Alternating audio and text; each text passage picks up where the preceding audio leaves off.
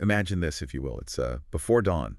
The sky's that deep, deep indigo, just starting to give way, First hints of light way out on the horizon. And across the Gulf of Tonkin, you start seeing them. Thousands. These limestone peaks covered in jungle just emerging from the mist. It's quite something. Some huge, like ancient giants, others smaller. And the mist just hangs there, blurring everything. Water, sky. It's unreal. Creates that otherworldly feel. Totally. And the water itself. Glassy, emerald, reflecting it all. Yeah. Shifting colors, gray to pink. Then those incredible greens and blues. And it's quiet. So quiet. Just the sound of water lapping against the boat. It feels ancient, like you've stepped into a legend. Yeah. It's more than just a view, isn't it? It's like you can almost feel the history. You really can. It sets a powerful mood. Okay, let's unpack this. We are diving into Ha Long Bay today. Now, most people hear that name and think, okay, stunning beauty, iconic pictures, done. The classic postcard image, yeah. But what if I told you it's also a place where, like, actual dragons came down from heaven to save the day, where people lived for tens of thousands of years, and where huge battles were won, not just fought on the bay, but by using the bay itself, like turning the islands and water into a weapon. It's got layers. Many, many layers. Exactly. We're going way beyond the usual travel stuff today, right into the heart of the realm of the descending dragon. We've got some amazing sources to draw on. And what's really fascinating, I think, is how Ha Long Bay isn't just naturally spectacular, it's this living archive. Archive, how so? Well, you've got this epic geology, 500 million years in the making. Then there's the mythology, which is like the soul of the place for Vietnam. And then the history, trade, battles. Right. It's all woven together. Natural heritage, cultural heritage. It's this single incredible tapestry. That mix makes it, globally unique. We'll explore how all that comes together. Absolutely. Our mission today is to take you right into that deep heart. We'll start with the myths, how it got its name, then the geology, how did it even form? The science bit. The science bit. Then meet the earliest people who lived there, its role in Vietnamese history, which is just, wow. Yeah, the strategic side is crucial. And finally, how you can actually experience it today. The best ways to see it all. Get ready for some serious aha moments as we figure out why it got that rare double UNESCO status. Okay, so we've painted this picture of immense natural beauty. But where does the human story start? What are the myths behind this place?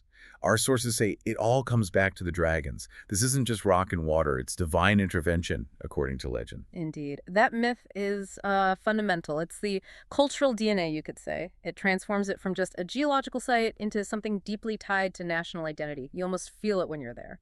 Gives every island a kind of personality. So what's the story? Lay it out for us. Okay, so the folklore goes like this. Way back when Vietnam was just starting out, the people were constantly under threat. Invaders coming from the sea trying to overrun them. A really vulnerable time. A young nation facing huge threats. Got it. Right. So they prayed for help, and the Jade Emperor, a big figure in mythology, kind of the boss upstairs, he answered. And he sent? Not just anyone. He sent the mother dragon and her kids, a celestial dragon family, basically, tasked with defending the Vietnamese people. Wow. Okay. A dragon defense force. Yeah. So they show up. What happens next? Do they just breathe fire? Not exactly fire. That's the cool part. The story says they flew down from the heavens and spat out jewels. Emeralds, jade, countless gems raining down into the water. Jewels. Okay. But here's the twist. These jewels didn't just sink.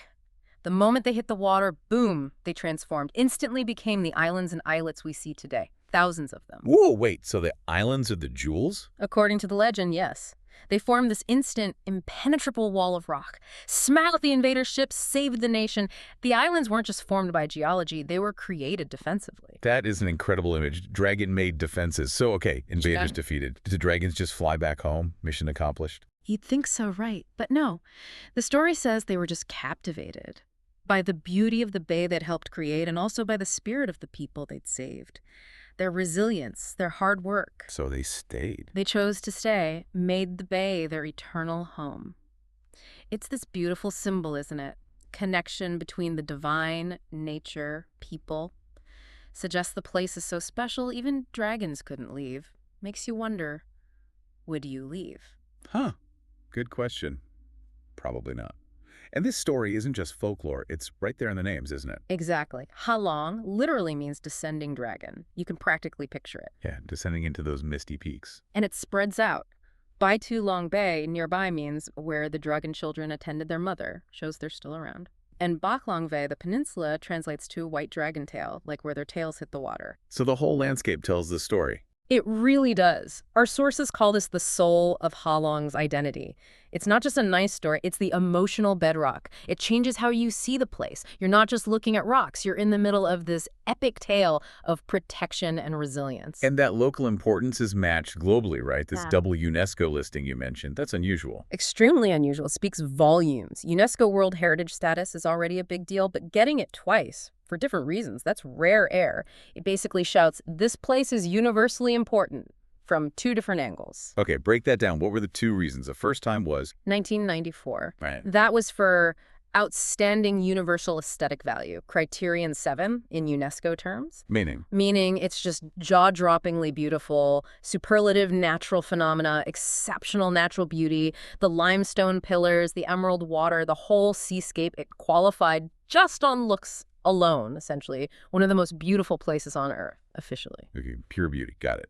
And the second listing, 6 years later. Right, in 2000. This time for exceptional geological and geomorphological value. Criterion 8. Geology. So the science bit again. Exactly. It recognizes Ha Long Bay as the world's best example of a specific type of landscape, a marine-invaded tower karst landscape. Basically, it's the textbook example of how karst landscapes evolve in warm, wet climates when the sea level rises. Wow. So first, it's recognized as stunningly beautiful, one of the best natural sites. Then it's also recognized as the best scientific example of its kind. Precisely. It's not just pretty, it's scientifically profound, a living laboratory for geologists. That double recognition is what makes it so special. Beauty and irreplaceable scientific value. Imagine that. So gorgeous it's world class. And it's the planet's top example of this geological formation. That's quite a combination. It really is, sets it apart. And the sheer scale of it all. Yeah. It's huge, isn't it? Hard to grasp just how big. Oh, it's vast. The numbers are pretty staggering. Over 1,500 square kilometers. How big is that, roughly? Think bigger than, say, the entire city of London, or some small countries.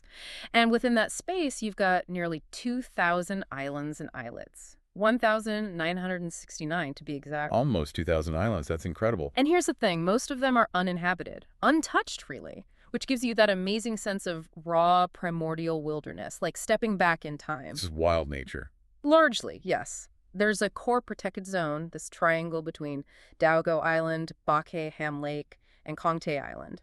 That bit alone has 775 karsts. It's the heart of it all, where the features are most concentrated. With that scale, all those uninhabited islands, the biodiversity must be incredible. And for anyone visiting, it must feel like there's always something new to discover around the next corner. Absolutely. That sense of discovery is very real. It's not a landscape you can grasp all at once. So this incredible place, full of myth, globally important, how did it actually form? Let's get into that half-billion-year story you mentioned. Let's peel back time. Right. This is where we zoom out. Way out. We're talking geological time, 500 million years. It's almost impossible to really picture that kind of timescale. But every single one of those karst towers is a piece of that history. 500 million years. Okay, where does chapter 1 begin? What kicked it all off? It starts way back, around 500 million years ago, Paleozoic era. You had massive seismic activity deep under the sea. Basically, rocks getting pushed up from the seabed. That was the very first step, laying the deep foundation. Okay, uplift from the ocean floor. There. But the islands themselves, the limestone, that came later. Much later, yeah. The key period was between, say, 250 and 280 million years ago. Carboniferous and Permian periods. Conditions were just right, warm, shallow seas, perfect for forming limestone. And it just built up layer after layer for millions of years. How thick are we talking? Over 1,000 meters thick. Imagine a slab of limestone over 1 kilometer deep. That's the raw material for Ha Long Bay. 1 kilometer of limestone. Okay, so you have this massive block of rock. Then what? How does it turn into thousands of separate towers? Patience and climate. For a long, long time, not much happened. Then, starting around 20 million years ago, the climate shifted to warm and wet, tropical. And that kicked off the key process. Karstification. Karstification, right? You mentioned that. Explain that again. How does it work? Okay, think of rainwater. It absorbs CO2 from the air, so it's naturally slightly acidic, not strong, but persistent. This slightly acidic water seeps into all the tiny cracks and fissures in that huge limestone block, and over millions of years, it just dissolves the rock, calcium carbonate, It eats away at it slowly but surely. Dissolves it, like sugar in tea. Kind of, yeah, but way, way slower. It carves out caves and tunnels underground, and at the same time it erodes the surface, shaping the peaks. It's like nature's slow-motion acid etching. Wow, so it's carving from inside and outside. Yeah. And the sea played a role too, didn't it? Sea levels changing. Hugely important. The sea level wasn't stable. It rose and fell dramatically, multiple times over millions of years. Each time the sea level rose, it flooded the landscape, speeding up erosion in new ways, cutting deeper channels, isolating the peaks even more. So it's a combination of the acidic rain dissolving and the sea moving in and out, carving away. Exactly. That combination created the two classic karst shapes we see today. Which are? You get Fengkong. Those are the clusters of cone-shaped peaks that seem connected at the base, like a row of knuckles rising from the water. Okay, connected cones. And then you get Fenglin. Those are the really iconic ones. The individual, super steep, sheer-sided towers standing alone, like giant teeth sticking straight out of the sea. That's the classic Halong Bay look. Fengkong and Fenglin, got it. And this whole process makes it the world's best example of this marine-invaded tower karst. A living geology lesson. Absolutely. It's a reference point for scientists studying these processes everywhere. It's amazing to think those towers aren't just rocks. They're monuments to millions of years of Earth doing its thing. Right. Which brings up that question you raised. How does this immense geological time connect with us? With human history? Well, the connection in Halong Bay is incredibly deep. Humans have been part of this landscape for a surprisingly long time. Our sources call it a massive museum of human history. Finds going back tens of thousands of years. It wasn't just nature. People were here right alongside it. It's true. Archaeology here has uncovered this continuous human story stretching way back into the Paleolithic. It's remarkable. It really positions the bay as a cradle of early Vietnamese civilization. People were living here, adapting, thriving for millennia. And they found distinct sites, right, linked to different prehistoric cultures. Yeah, 26 distinct sites identified so far. They show 3 successive cultures adapting to this unique environment. Who were the first? The earliest we know of are the Soinu culture. They were around from about 18,000 to 7,000 BC. They were coastal foragers. Their lifestyle was really tied to the sea, different from inland groups at the time. Coastal foragers. What did they leave behind? How do we know about them? Mostly simple stone tools, often just made from pebbles flaked on one side, and tons of shells, remnants of their meals, basically. Mountain snails, spring shellfish, found in caves like Mekong, Tin Long, gives you a picture of people living directly off the bay's resources. Okay, early sea people. Then came the Kai Bao culture. Yes, from around 7,000 to 5,000 BC. They're seen as this crucial link, sort of bridging the gap between the early foragers and later more settled groups. The key thing with them was developing more sophisticated ways to exploit the sea. Sophisticated skills. What does that mean in practice back then? Better fishing, better boats. Probably a mix. We see more refined tools, maybe early nets or traps. Evidence suggests they were getting better at systematically using marine resources, maybe better canoes for getting around the bay, a deeper understanding of tides and fish movements, a definite step up in their relationship with the sea. Okay, they're getting smarter about living with the bay, which leads to the Halong culture. Right. Flourishing around 5,000 to 3,500 years ago, this was a major Neolithic culture spread right across the bay. Now we see really significant developments. Like what? What makes them stand out? Their artifacts are more advanced, stone tools that are ground and polished, much more sophisticated, and lots of pottery fragments they knew, ceramics for storage, cooking, found in many places, including Thien Kung Cave, which people still visit. Polished tools, pottery. Yeah. What does that tell us about how they lived? Were they settling down? That's the implication. These finds suggest a huge shift. They weren't just hunting and gathering anymore. They were likely starting primitive agriculture. Farming on those islands. Maybe small-scale stuff. Clearing patches, growing early rice or vegetables, maybe keeping some animals. This allows for a more settled life. We see evidence of more permanent village sites, more complex burials.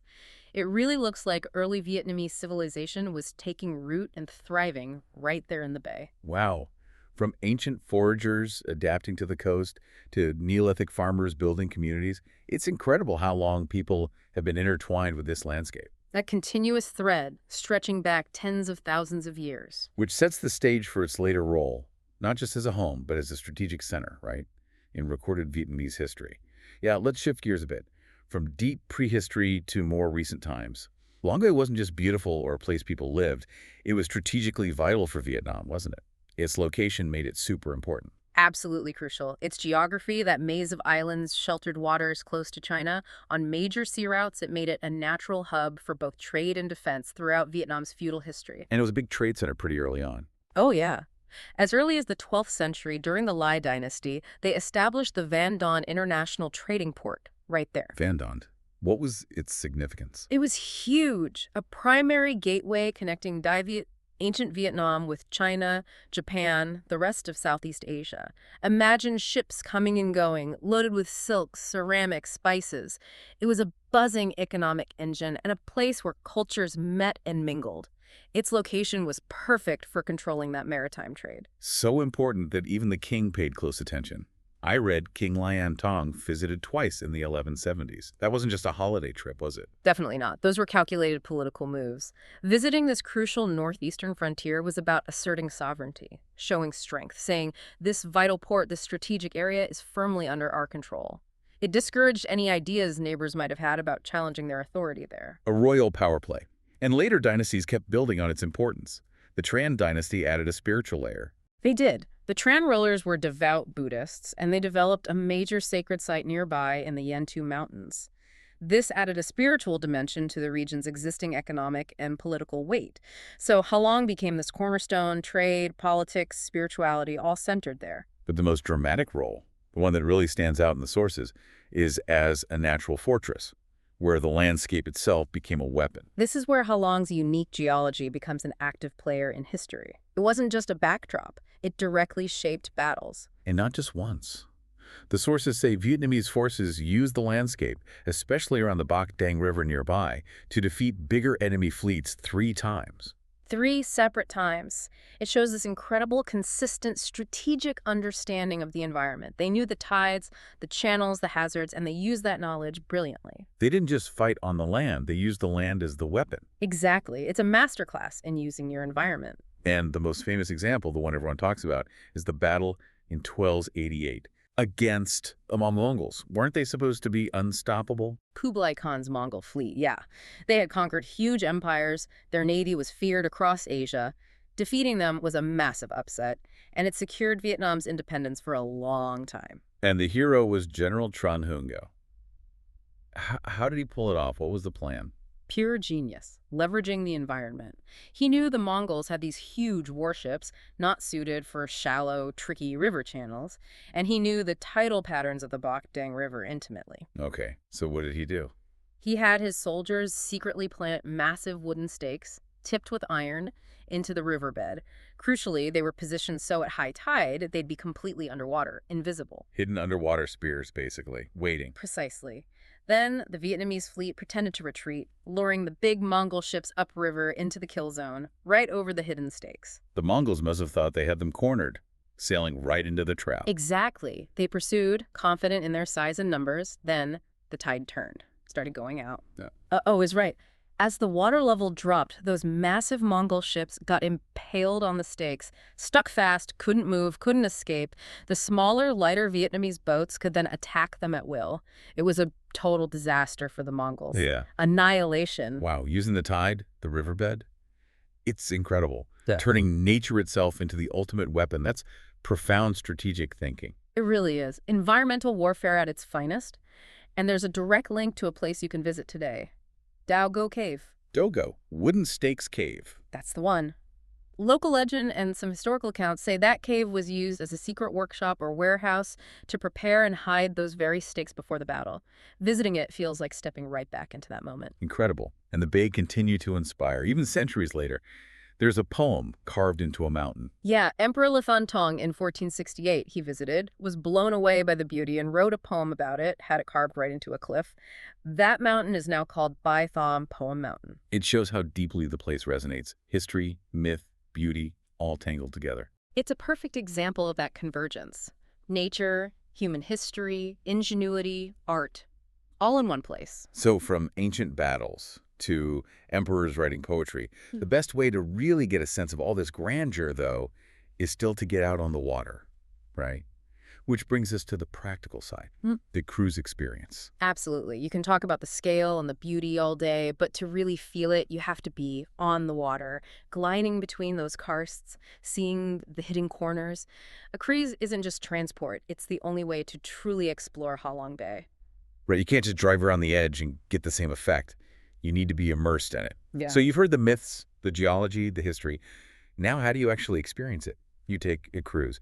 And luckily, there are tons of options, Oh, right? definitely. The market is huge. Yeah. There's something for pretty much every budget, every amount of time you have, every style of travel. Backpackers, luxury seekers, families, everyone's covered. Okay, let's break down those options. What if you're short on time? What's the quick version? That would be the day cruise. Typically about 4 to 6 hours long. It's a condensed tour, hits the main highlights. Like what? What do you usually see on a day trip? Usually they'll take you to one of the big famous caves, Thin Kung, maybe Daogo, and often a stop at a viewpoint like Titop Island for that panoramic photo op. It's efficient, gives you a good visual overview. Pros and cons, though. Efficient, yes, but I can feel rushed. You're often moving with large crowds, especially at the main spots. It's a good snapshot, a taste, but maybe lacks that deep immersion, that sense of peace the bay can offer. You don't get the magic of sunset or sunrise. okay, so for more immersion, the next step up is the overnight cruise. That seems to be the most popular choice. Yeah, the 2-day, 1-night option is probably the sweet spot for most people. It allows you to really settle in, experience the bay's changing moods. And the big draw is seeing sunset and sunrise over the karsts. That's definitely a highlight. Seeing the colors change on the water and the rocks, it's unforgettable. Something you just can't get on a day trip. It feels much more complete. And it's not just watching. You get to do stuff too, right? Activities. Absolutely. This is where you get things like kayaking, paddling into hidden lagoons through little archways in the rock, places the main boat can't go. It's magical, really quiet and peaceful. Kayaking sounds amazing.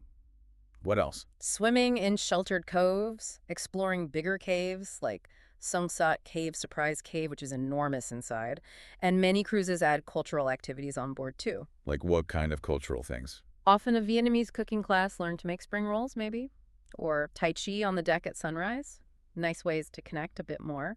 Then the boat anchors overnight in a calm spot. Just you, the stars, the silence, surrounded by those silhouettes. It's pretty special. That sounds like the way to really soak it in. But what if you want even more? To get really off the beaten track? Then you look at the extended cruise, usually 3 days, 2 nights.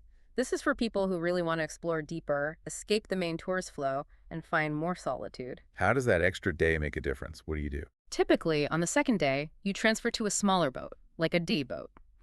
This lets you get into really remote areas, often into the neighboring bays like Lan Ha or Bai Tu Long. Ah, so you leave the main Ha Long area. You explore the quieter parts of the wider complex. Same stunning scenery, but far fewer boats. It feels much more pristine, more like you have it to yourself. And the activities are more intense. Yeah, often more time for kayaking, exploring further afield, maybe visits to traditional floating fishing villages, seeing how people actually live on the water, relaxing on deserted beaches. It's about deeper exploration and tranquility. So it really is a spectrum. Quick look, immersive overnight, or deep exploration. Depends what you're after. Makes you think. Which one calls to you? The highlights, the overnight magic, or the quiet corners? And just as the itineraries vary, so do the boats themselves. Huge range there, too. Right. From basic, budget-friendly options, Yeah. functional, gets you there, Up to mid-range boats, often designed like traditional wooden junks. They look historic, even if they're modern builds. Adds to the atmosphere, feels a bit more authentic, maybe. like stepping back in time a bit. Then you get the high-end, the luxury cruises. These are basically floating 5-star hotels. We're talking private balconies, jacuzzis. Ensuite jacuzzis, gourmet food, spas, sometimes live music, total comfort mixed with the amazing scenery. And even more exclusive options. Boutique boats. Yeah, smaller boats with fewer cabins, more personalized service, or you can even charter a whole boat privately. So yeah, whether you want rustic charm or total luxury, there's a boat for it. The vessel definitely shapes the experience. And you mentioned those other bays, Lan Ha and Bai Tu Long. Good options if you want to avoid crowds. Definitely worth considering Lan Ha Bay to the south, Bai Tu Long to the northeast. Geologically, it's all part of the same system, same incredible karst landscape. But quieter. Generally, yes. Fewer cruise permits issued for those areas, so they feel Much more serene, more off the beaten path. You get that amazing scenery, but with more peace. A great alternative if tranquility is high on your list. It's fascinating how choosing the right itinerary, the right boat, even the right specific bay can completely change how you experience Ha Long. A quiet trip in Bai Tu Long would feel totally different from a busy highlights tour in the main bay. Tailoring it to what you want is key. Hashtag tag outro. So what a journey. We've gone from celestial dragons creating islands with jewels Incredible myth. to 500,000 years of geology sculpting those same islands. We've met people living there tens of thousands of years ago, The deep human history. seen how the landscape itself became a weapon to defend a nation, and looked at how you can actually get out there on the water today. It really is a place where every rock, every inlet has layers and layers of stories. This deep dive shows just how much more there is than just the pretty pictures. It really does. And connecting it to that bigger picture, it makes you wonder, doesn't it?